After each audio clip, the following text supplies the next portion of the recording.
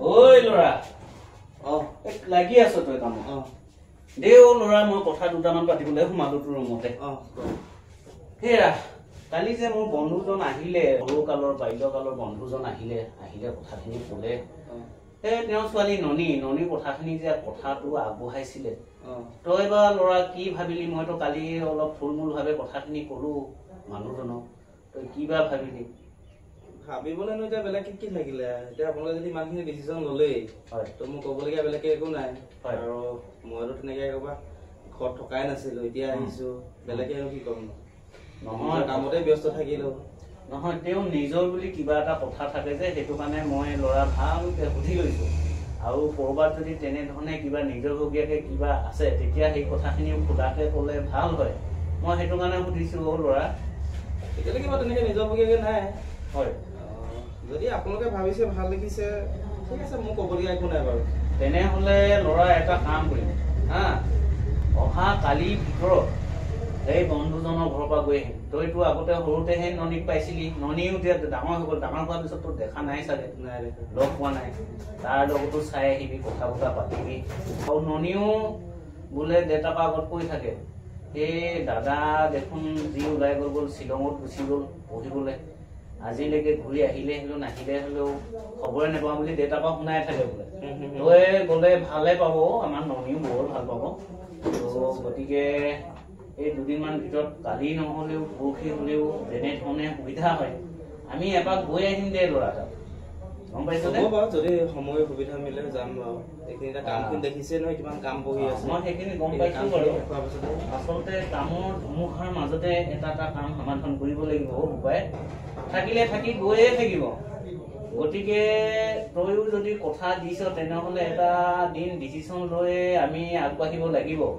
কেলে ময়ো কথাখিনি কালি ক'লো আৰু হয়ও ননী বৰ ভাল মনৰ ছোৱালী গম পাইছনে তই ভালে পাবি অ' তাক লগ পালে বৰ ভাল পাবি অ' তাইক লগ পাই বৰ সুখীয়ে হবি দে তেনেহ'লে ইমান উৎপাত কিহৰ ইমান মানে বিয়াখনৰ কাৰণে যে ইমান উৎপাত মইতো এতিয়া ভবা নাছিলো নহয় বিয়া পাতিম বা কিবা মই নিজকে কিবা এটা কৰি লোৱা কথা কৈ আছিলো ভাবি আছিলো সেইটো বাৰু বুজিছো ঐ ল'ৰা আমিতো তেনেকে নিজৰ একো সংস্থাপন নোহোৱাকে আমি আগতে কৰিছিলো আজিকালি বাৰু সেই সংস্থাপন হ'লে ভাল সেইখিনি হয় চবতকৈ ডাঙৰ কথা মোৰ বন্ধুজনক লৈ বেয়া লাগিছে তেওঁ বয়স হৈ আহিলে কালিলৈ তেওঁ স্বৰ্গবাসী হ'ব পাছত ননী বৰ অকলশৰীয়া হৈ পৰিব তাই বিপদত পৰিবলৈ গৈ আছে সেইটো কাৰণে মই কথাখিনি যিহেতু তেওঁক আগতে কথা দি থৈ দিয়া আছিলে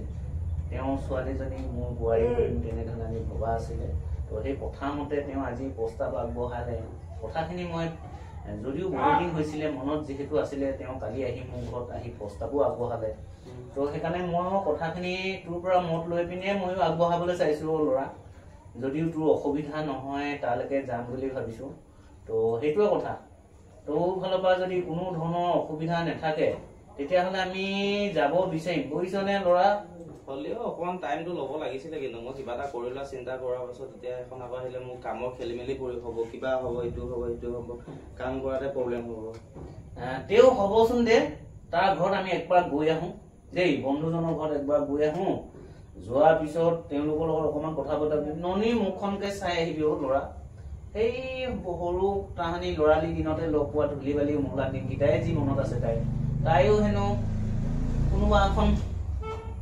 কলেজত কেতিয়াবা যায় বোলে ক্লাছ কৰিবলৈ তাৰপিছতে সেই দেউতাকৰ প্ৰব্লেম সেই কাৰণবশতঃ তাই লাহেকৈ সেইখিনিও বাদ দিয়া নিচিনা হৈছে আৰু আচলতে সহায় কৰা মনৰ মানুহ এজন যদি ওচৰত থাকিলেহেঁতেন নিশ্চয় তেওঁ কিবা কিবি কৰিব পাৰিলেহেঁতেন অকলশৰীয়া হোৱাৰ পৰা তেওঁ একো কৰিব নোৱাৰা হৈছে গতিকে মই সেইকাৰণে ভাবিছোঁ তাইওচোন নিজৰ পঢ়া জীৱনবোৰ সামৰি এতিয়া ঘৰতে এনেই পৰি আছে ক'ব লাগিব সংস্থাপন তেওঁ উলিয়াই দিব পৰা নাই কোনো ধৰণৰ সংস্থাপন পোৱা নাই মই সেইকাৰণে ভাবিছোঁ